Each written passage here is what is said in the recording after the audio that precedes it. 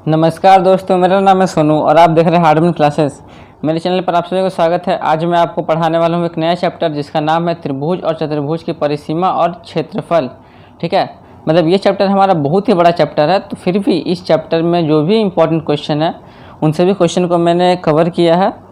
और ये पार्ट आपका जो है कम से कम 8 से 10 पार्ट होने वाला है। ठीक है फ्रेंड्स, क्योंकि इसमें क्वेश्चन बहुत ही बड़ा क्वेश्चन है, बट फिर भी जो ज़्यादा इम्पोर्टेंट है मैं वही सब क्वेश्चन को लेकर के चला हूँ। और आज हमारा ये फर्स्ट क्लास है, तो आज के दिन जो इम्पोर्टेंट फार्मूला है वो सभी फार्मूला को मैं आपको बताने वाला हूँ, सब उसको अच्छे से मैं समझाने वाला हूँ। ठीक है, आप लोग बस करिए क्या कि मेरे वीडियो को ध्यान से देखिए, और अगर आपको ज़रूरत पड़े तो आप हो सके तो आप लोग फार्मूला लिख लीजिए ताकि आपको मैथ बनाने में सुविधा हो। ठीक है, मैथ बनाने में आपको असुविधा ना हो। ठीक है, चलिए हम लोग अपना क्लास स्टार्ट करते हैं। तो देखिए, स्टार्ट करने से पहले हम ये बोले हैं कि वीडियो को ध्यान से देखते रहिएगा फ्रेंड्स, ताकि आपको हर एक टर्म अच्छे से समझ में आ जाए जो मैं आपको समझा रहा हूँ। ठीक है, तो देखिए यहाँ पे क्या है, हमारा पहला नंबर क्या है फार्मूला में, डेफिनेशन में, आयत। अब ये तो आपको पता ही होगा कि आयत किसको कहते हैं। तो इसका चारों भुजा, जिसका जो आमने सामने का भुजा क्या होता है, आपस में बराबर होता है। मतलब जिसका वह चारों भुजा, जिसका आमने सामने का जो भुजा है वो आपस में बराबर होता है। जैसे ये दोनों आपस में बराबर है और इसका ये दोनों आपस में बराबर है, तो वह क्या बोला कि चार भुजाओं से घिरा वह क्षेत्र जिसके आमने सामने की भुजाएं बराबर होती है और समानांतर होती है, और प्रत्येक कोण 90 डिग्री का होता है। मतलब देखिए यहाँ पे ये भी हमारा एक 90 डिग्री का हो गया, अगर हम यहाँ से देखें तो ये भी हमारा एक 90 डिग्री का हो गया, और एक यहाँ से भी हमारा 90 डिग्री, और यहाँ से भी एक हमारा क्या 90 डिग्री का हो जाएगा। तो इस प्रकार से होता है, तो उससे हम लोग क्या कहते हैं, तो उससे हम लोग आयत कहते हैं। अब ये तो आप लोगों ने देखा भी होगा कि आयत में हमारा दो भाग होता है, एक होता है लंबाई और एक होता है चौड़ाई। तो देखिए ये अगर हम इसका एक टर्म को अगर पकड़ के चलते हैं तो मान लेते हैं कि ये मेरा लंबाई है और ये मेरा चौड़ाई है, क्योंकि देखिए जो चीज़ यहाँ पर है वही चीज़ यहाँ पर भी होगा। ये भी हमारा लंबाई, ये भी हमारा चौड़ाई हो जाएगा, क्योंकि समानांतर होता है आमने सामने का भुजा। आपको मैंने अभी बताया, जब ये लंबाई हो गया, ये चौड़ाई हो गया, तो यहाँ पर क्या समझ में आ रहा। अब यहाँ से हम बीच से एक लाइन खींचते हैं, जिसको हम लोग क्या कहते हैं, उसको हम लोग कहते हैं विकर्ण। इसको क्या कहते हैं, इसको हम लोग कहते हैं विकर्ण। तो ये विकर्ण निकालेंगे कैसे, तो विकर्ण हम लोग निकाल देते हैं किस प्रकार से, अंडर रूट लंब का स्क्वायर प्लस चौड़ाई का स्क्वायर, मतलब लंबाई स्क्वायर प्लस चौड़ाई स्क्वायर। अब एक चीज़ आप थोड़ा ये भी देखिए फ्रेंड्स ध्यान से कि ये हमारा एक आयत है, इस आयत को अगर हम 20 से आधा काट दें तो हमारा तो ये क्या बन जाएगा, एक हमारा बन जाएगा समकोण त्रिभुज। देखिए ध्यान से बन रहा ना। अगर इस हम आयत को अगर काट दें, जो देखिए मान लीजिए कि इसको हम यहाँ पे काट ही दिए हैं, तो ये हमारा क्या बन जाएगा, एक प्रकार का समानांतर, एक हमारा क्या बनेगा, समकोण त्रिभुज बन जाएगा, बन गया। अब समकोण त्रिभुज में ये अगर लंबाई है, ये अगर चौड़ाई है, तो ये क्या होता है, ये हमेशा वही होता है ना कि इसका स्क्वायर प्लस इसका स्क्वायर, बस वही चीज़ तो यहाँ पे होता है हमारा, वही मैंने आपको करके दिखा दिया। और वहीं से देखिए ये आया है फार्मूला कि अंडर रूट लंबाई का स्क्वायर प्लस चौड़ाई का स्क्वायर। ठीक है, नेक्स्ट बढ़ते हैं, क्या हमारा वर्ग में आता है। तो वर्ग में देखिए क्या बोला जा रहा, स्क्वायर में कि चारों भुजा से घिरा वह क्षेत्र जिसके चारों भुजाएं बराबर होती है और प्रत्येक कोण समकोण होता है। तो इसमें कोई कहना ही नहीं है, इसका चारों भुजा बराबर होता है। इसमें आप अगर ये लेंगे, आप जो भी लीजिए आपको चारों भुजा बराबर मिलेगा। और ये इसको भी अगर हम लोग बनाते हैं तो इसको भी अगर सॉल्व करेंगे तो देखिए इसका भी हमारा क्या आएगा, विकर्ण, इसका आएगा 2 रूट है। किस प्रकार से, तो देखिए इसको भी अगर हम लोग 20 से अगर कट करते हैं इस प्रकार से, तो देखिए हमारे तो चारों तो ए ही है ना, यानी कि ये भी हमारा ए हो जाएगा, ये भी ए हो जाएगा, और ये तो इसका क्या होता है, ये इसका कर्ण होता है, और इस कर्ण को ही विकर्ण बोला गया इसमें। ठीक है, अब ये कैसे निकलता है, तो ये निकलता है हमारा आधार का स्क्वायर प्लस ये होता है लंब का स्क्वायर, दोनों को जोड़ दिए हैं यहाँ पे अंडर रूट, तो क्या हो जाएगा, ये हो जाएगा हमारा अंडर रूट 2a स्क्वायर। ठीक है, अब यहाँ पे जो a स्क्वायर है तो ये तो हमारा 2 बार है, तो a निकल गया, अब 2 तो हमारा एक ही तो दिया है ना, तो ये हमारा √2 हो जाएगा। बस उसी चीज़ को यहाँ पे दर्शाया गया है कि 2√a नहीं होगा, यहाँ पे हो जाएगा कि √2a हो जाएगा। ठीक है फ्रेंड्स, याद रखिएगा। अब देखिए, अब कुछ फार्मूला है इसी चीज़ के ऊपर लेकर के, तो मैं आपको थोड़ा सा वही बता देता हूँ। अगर आप चाहें तो आप उसका फेयर कर सकते हैं, क्योंकि फार्मूला थोड़ा सा ज़्यादा है और मैथ भी बहुत ज़्यादा है इस चैप्टर में। तो मैं जो ज़्यादा जो इम्पोर्टेंट है मैं वही सब मैथ आपको समझाने वाला हूँ, फालतू का आपको कोई मैथ समझाऊंगा नहीं। ठीक है फ्रेंड्स, यहाँ देखिए क्या बोला जा रहा है आयत में। ये देखिए आयत का हमारा फार्मूला है कि आयत की परिसीमा हो जाता है 2 गुना लंबाई जोड़ चौड़ाई। और यूनिट के लिए अगर यहाँ पे कुछ भी दिया रहे तो आप वहाँ पे वो बैठा दीजिए, सेंटीमीटर रहे मीटर रहे जो रहे वो चीज़ यहाँ बैठा दीजिएगा। अब यहाँ पर कोई मेरा यूनिट दिया हुआ नहीं था, इसलिए हम यहाँ पर इकाई बैठा दिए। ठीक है, अब यहाँ पे देखिए जब लंबाई निकालने का रहेगा तब कैसे निकालेंगे, मतलब कि ये देखिए आपके पास सिर्फ परिसीमा दिया है और इसमें से कुछ अगर दिया हुआ चौड़ाई दिया है, तो आप वहाँ से लंबाई कैसे निकाल सकते हैं। तो क्या करेंगे, परिसीमा को बटा 2 कर देंगे और माइनस चौड़ाई कर देंगे, तो आपको यहाँ से लंबाई निकल जाएगा। फिर चौड़ाई कैसे निकलेगा, उसी का सेम उल्टा कर देंगे, तो जहाँ पे चौड़ाई है वहाँ पे आप लंबाई कर देंगे, बाकी आपका यहाँ पे चौड़ाई निकल गया। क्षेत्रफल कैसे निकलता है, तो आपको पता ही होगा कि क्षेत्रफल हमारा निकलता है लंबाई गुना चौड़ाई करने पे हमारा क्षेत्रफल निकलता है। और एक चीज़ ये भी याद रखिएगा फ्रेंड्स कि क्षेत्रफल का हमारा क्या होता है इकाई, तो ये होता है हमारा वर्ग इकाई। ये चीज़ आपको याद रखना पड़ेगा। मतलब ये कि अगर यहाँ पे हमारा क्षेत्रफल सेंटीमीटर में अगर आता है तो हमारा क्या हो जाएगा, क्षेत्रफल में हो जाएगा वर्ग सेंटीमीटर, याद रखिएगा, ठीक है। अब देखिए यहीं पे अगर हम लोग के पास क्षेत्रफल दिया रहे और लंबाई चौड़ाई में से कुछ अगर एक दिया रहे, तो हमको यहाँ से अगर लंबाई निकालना रहे तो क्या करेंगे, क्षेत्रफल में अगर चौड़ाई से अगर भाग दे देंगे तो हमारा यहाँ से लंबाई निकल जाएगा, और क्षेत्रफल को जब हम लोग लंबाई से भाग देंगे तो क्या निकल जाएगा, चौड़ाई निकल जाएगा, ठीक है। मतलब कि देखिए अगर आपको ये फार्मूला पता है तो आपको यहाँ से लंबाई और चौड़ाई कैसे निकलेगा वो आपको मैंने दिखा दिया। और अगर आपको ये फार्मूला पता है कि क्षेत्रफल निकालना कि लंबाई गुना चौड़ाई होता है, तो आपको यहाँ से लंबाई और चौड़ाई कैसे निकाला जा सकता है, तो वो मैंने आपको समझा दिया, ठीक है। अब चलते हैं एक और इसका जो है कि विकर्ण का जब इसका एक है कि विकर्ण की लंबाई निकालना हो, देखिए यही है कि अंडर रूट लंबाई का स्क्वायर प्लस चौड़ाई का स्क्वायर। अब बढ़ते हैं वर्ग की तरफ, ठीक है, वर्ग का फार्मूला की तरफ हम लोग बढ़ते हैं। ठीक है, देखिए वर्ग है, वर्ग का क्या फार्मूला है फ्रेंड्स, देख लीजिए वर्ग की परिसीमा 4 गुना भुजा। 4 गुना भुजा क्यों हुआ, क्योंकि इसका अब देखिए परिसीमा मतलब क्या होता है, परिसीमा मतलब होता है कि एक चक्कर काटना। परिसीमा मतलब क्या होता है, तो एक चक्कर काटना होता है। अब यहाँ देखिए एक चीज़ कि हमारा एक वर्ग है, मान लीजिए कि हमारा एक वर्ग है। अब इसमें क्या होगा, ये इसका बोला गया परिसीमा। परिसीमा मतलब क्या होता है कि एक चक्कर काटना होता है। इसमें हम लोग एक हिस्सा को मान लेते हैं कि ये मेरा एक भुजा हो गया, इसको हम लोग मान लिया कि एक भुजा को मान लिया, ठीक है, इसको ए मान लिया। अब 1 2 3 4 ये 4 भुजाओं से तो घिरा हुआ है ना, ये हमारा जो वर्ग है ये तो 4 भुजाओं से घिरा हुआ है। और वर्ग में हम लोग क्या पढ़े थे अभी कि इसका चारों भुजा क्या होता है, आपस में बराबर होता है। तो इसीलिए हम लोग यहाँ पे कह सकते हैं कि परिसीमा क्या हो जाएगा, 4 गुना भुजा हो जाएगा। क्यों, क्योंकि यहाँ पे चारों भुजा आपस में बराबर है, यानी चारों एक समान है। तो हम लोग यहाँ पे 4 गुना भुजा कर सकते हैं, जाहिर सा बात है ना। अलग अलग तो है नहीं, क्योंकि अगर अलग अलग रहता तब हम लोग यहाँ पर आयत करते, क्योंकि आयत में हमारा देखिए 2 लंबाई है 2 चौड़ाई है, इसीलिए हम लोग वहाँ पे आयत में क्या लगाए थे कि 2 गुना लंबाई जोड़ चौड़ाई। लेकिन यहाँ पे हमारे चारों भुजा समान है, इसीलिए हम लोग सिर्फ यहाँ पे 4 से गुना कर दिए थे, ठीक है। अब यहाँ से देखिए जब हमको निकालना होगा भुजा की लंबाई तो क्या हो जाएगा, जब ये निकालना होगा तो क्या हो जाएगा, ये 4 हमारा परिसीमा के नीचे आ जाएगा।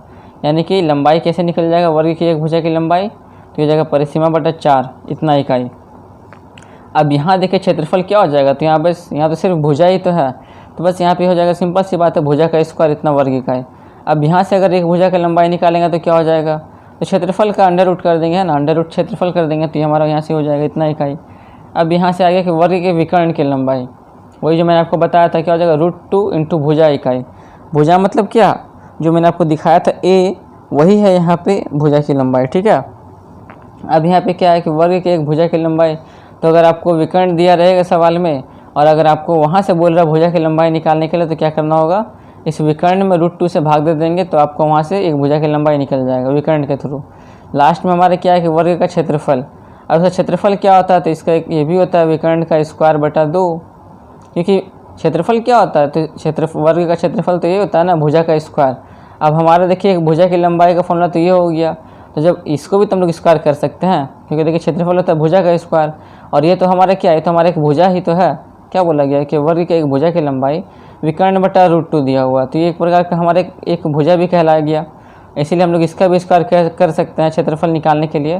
तो हम लोग देखिए उसका भी स्क्वायर करके एक फॉर्मूला वहाँ से बना के निकाल लिए कि वर्ग का क्षेत्रफल का फॉर्मूला एक हमारा ये भी होता है कि विकर्ण का स्क्वायर बटा 2, इतना वर्ग का है, ठीक है। अब चलते हैं क्या है हमारा नेक्स्ट फार्मूला कि कमरा से संबंधित सूत्र। कमरा मतलब कि रूम, कि आप मान लीजिए कि आप जिस रूम में, ये सबसे इंपॉर्टेंट फार्मूला है फ्रेंड्स, इसको आप अच्छे से समझिएगा। आप जिस भी रूम में हैं उस रूम में ये देखिए क्या है, ये देखिए लंबाई है, जो ऐसे रहता है, जो नीचे में फर्श है वो लंबाई है, ये हो गया चौड़ाई और ये हो गया ऊंचाई। क्योंकि देखिए अगर आप कंपेयर करते हैं ईंटा से, आप समझिए कि आपके पास एक ईंटा है, ठीक है, आप ईंटा का इमेज को अपने दिमाग में रखिए, और वहाँ से उसका जो नीचे वाला हिस्सा है वो क्या है, वो हिस्सा उसका क्या होता है, लंबाई होता है। फिर जो हिस्सा उसका जो पीछे की तरफ जाता है, मतलब ये हिस्सा इसका लंबाई हो गया, अब जो ऐसे जाएगा, ठीक है, ये हिस्सा इसका जो लंबाई हो गया ये वाला, अब ये जब ऐसे जाएगा पीछे की तरफ तो ये इसका क्या हो जाएगा, चौड़ाई हो जाएगा। अभी चौड़ाई हो गया। अब आप तो ये भी तो जानते हैं कि ईंटा जो होता है थोड़ा सा मोटा भी होता है, तो एक हिस्सा नीचे वाला इसका ये यहाँ से जा रहा है और एक हिस्सा इसका यहाँ से यहाँ तक जा रहा है, तो बाकी जो बीच का जो हिस्सा बच गया ये वाला हिस्सा वो हमारा क्या हो जाएगा, तो ये इसका हो गया ऊंचाई।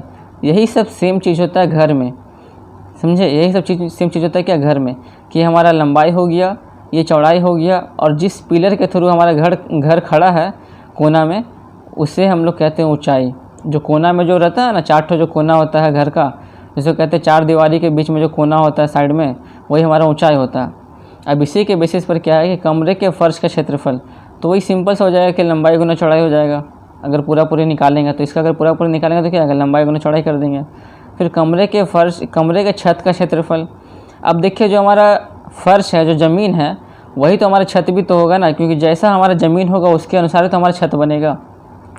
तो हम यहाँ पे कह सकते हैं कि दोनों हमारा सेम है, ठीक है, कमरे का छत भी सेम है और कमरे का फर्श भी सेम है।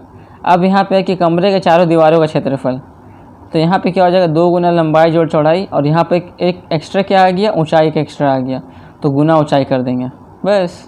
अभी तक हम लोग क्या करते थे, क्योंकि देखिए यहाँ भी एक आयताकार ही बन रहा, क्यों, क्योंकि आयताकार में तो हम लोगों ने यहाँ पढ़ा ना कि लंबाई गुना चौड़ाई, और यहाँ देखिए वही तो है कि कमरे के चारों दीवारों का क्षेत्रफल क्या हो जाएगा कि 2 गुना लंबाई जोड़ चौड़ाई, कि 2 करके दोनों दिया हुआ है। अब यहाँ पे ऊंचाई एक एक्स्ट्रा टर्म आ गया है जो कि एक दीवार में ही हो सकता है, तो यहाँ पे ऊंचाई के लिए यह कि लास्ट हो गया यहाँ से इतना गुना ऊंचाई, तो ये हमारा ये हो गया फार्मूला, ठीक है।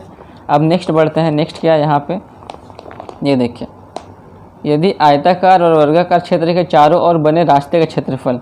अब देखिए रास्ता अगर बाहर में हो, अब ये थोड़ा सा प्रॉब्लम करने वाला सवाल देगा कि रास्ता अगर बाहर में हो, मान लीजिए कि आपका एक घर है, ठीक है, ये आपका घर है और ये आपका रास्ता, ये वाला हिस्सा क्या है, एक रास्ता दिया हुआ, तो इसमें जो ये वाला जो हिस्सा, ये जो गैप है, ठीक है, यहाँ जो गैप है, यहाँ जो गैप है, ये सब मतलब देखिए घर हमारा ये अंदर वाला, ठीक है, और रास्ता है जो है ये बाहर वाला रास्ता, ये मत सोचिए घर अंदर वाला रास्ता, ठीक है, बाहर वाला रास्ता है। तब ये जो गैप है, इस घर से इस रास्ता का जो गैप है उसी को हम लोग कहते हैं रास्ते की चौड़ाई, ठीक है।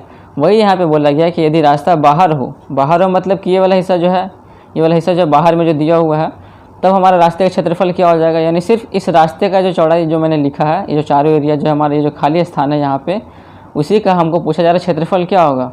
तो रास्ता सहित क्षेत्र के क्षेत्रफल से क्षेत्र का क्षेत्रफल माइनस कर देंगे, मतलब ये कि रास्ता सहित क्षेत्र का क्षेत्रफल, मतलब कि यहाँ से ये पूरा हम लोग क्षेत्रफल निकालेंगे, पूरा रास्ता सहित, और उसके बाद फिर हम लोग ये अंदर वाला जो हिस्सा है, इस घर का जो हिस्सा है, इसको माइनस कर देंगे, तब हमारा ये वाला हिस्सा बच जाएगा जिसको हम लोग कहते हैं रास्ते की चौड़ाई, आराम से निकल जाएगा, है ना।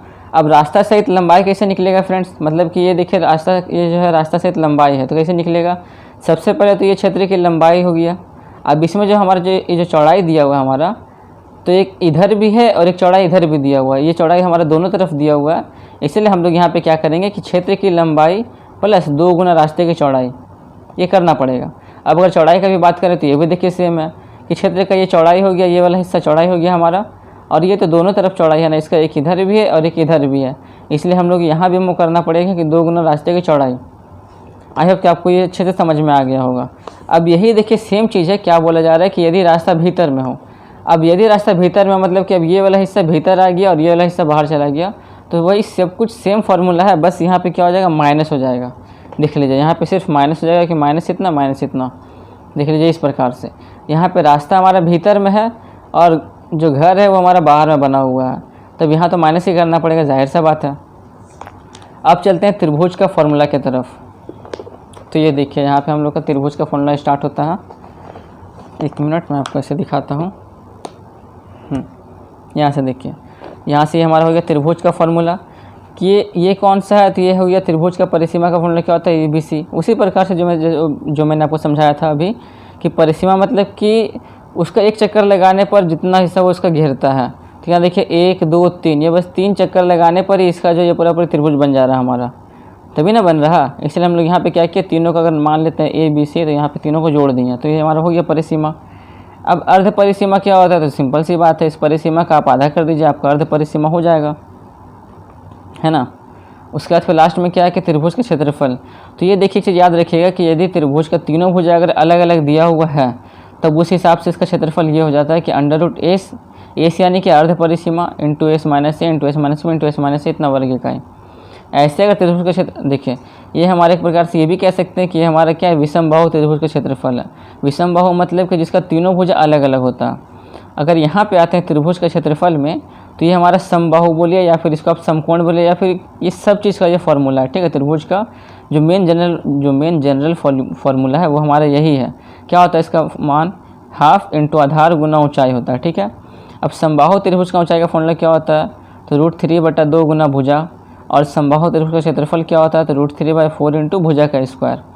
अब देखिए समद्विबाहु त्रिभुज, समद्विबाहु त्रिभुज वो जिसका दो भुजा आपस में बराबर होता है और एक भुजा अलग होता है। तो ये देखिए ये बता दिया गया है कि क्या होता है इसका ऊंचाई का फॉर्मूला, √b² - a²/4, जहाँ पर b क्या है, तो b है बराबर भुजा की लंबाई, और a क्या है, तो a उसका आधार यानी बेस है।